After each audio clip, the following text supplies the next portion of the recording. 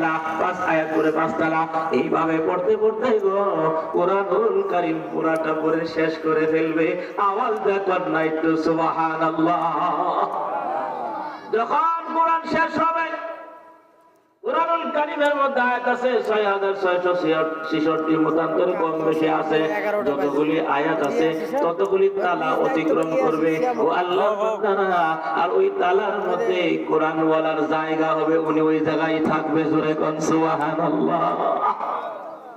তাহলে কোরআন শিক্ষা দেওয়া আমাদের সন্তানদের কি দরকার? আছে না নাই?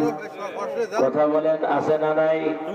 আকডুম বাকডুম গোড়াডুম, আই ছেলেরা, আই মেয়েরা, আঙ্কেল টুঙ্কেল, এইগুলি পড়াইলে কোনো লাভ নাই, কোনো ফায়দা নাই। কোরআন পড়লে একটা অক্ষরে 10টা নেকি হয়ে যাবে। জোরা বলেন ঠিক কিনা?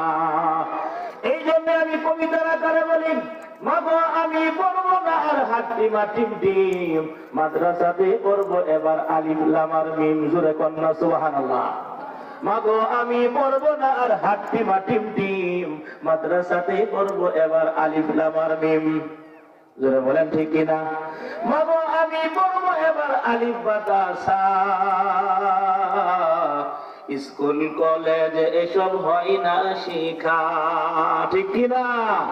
আল্লাহর বান্দারা, সন্তানটা যখন আলেম হয়ে যাবে, হাফেজ হয়ে যাবে, মাদ্রাসা তালিম ও সুন্নাত থেকে হাফেজ হয়ে বের হবে, ইনশাআল্লাহ আমরা আশাবাদী আগামী কয়েক বছরের মধ্যে এই মাদ্রাসা হাফেজ হবে, আপনাদের সামনে মাথায় পাগড়ি পরিয়ে দেওয়া হবে।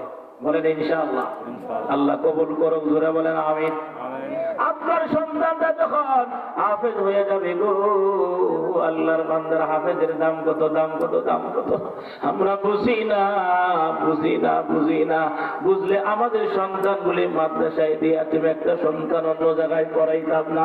একজন হাফেজ 6666 তালার মধ্যে থাকবে, তার বাপ মা কোথায় থাকবে? তার বাপ মা কি নিচতলায় থাকবে? না না না, কাল কিয়ামতের ময়দানে হাফেজ কোরআনের বাবা, হাফেজ কোরআনের মা, হাফেজ কোরআনের বাবা, হাফেজ কোরআনের মা, আলেমের বাবা, আলেমের মা, আল্লাহ রাব্বুল আলামিন তাদেরকে কিয়ামতের ময়দানে এমন একটা পাগড়ি পরাইয়া দিবেন, এমন একটা নূরের মুকুট পরাইয়া দিবেন, গোটা হাসরবাসী দেখতে পারবে তাদের মুকুটটা নূরের মতন ঝলমল ঝলমল করতেছে। জিজ্ঞাসা করা হবে এরা কারা? এত মর্যাদা, এত সুন্দর মুকুট তাকে পরিয়ে দেওয়া হলো কি কারণে? কি কারণে তাকে মুকুট পরিয়ে দেওয়া হলো?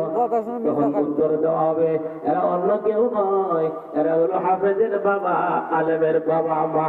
জোরে জোরে বলেন না সুবহানাল্লাহ।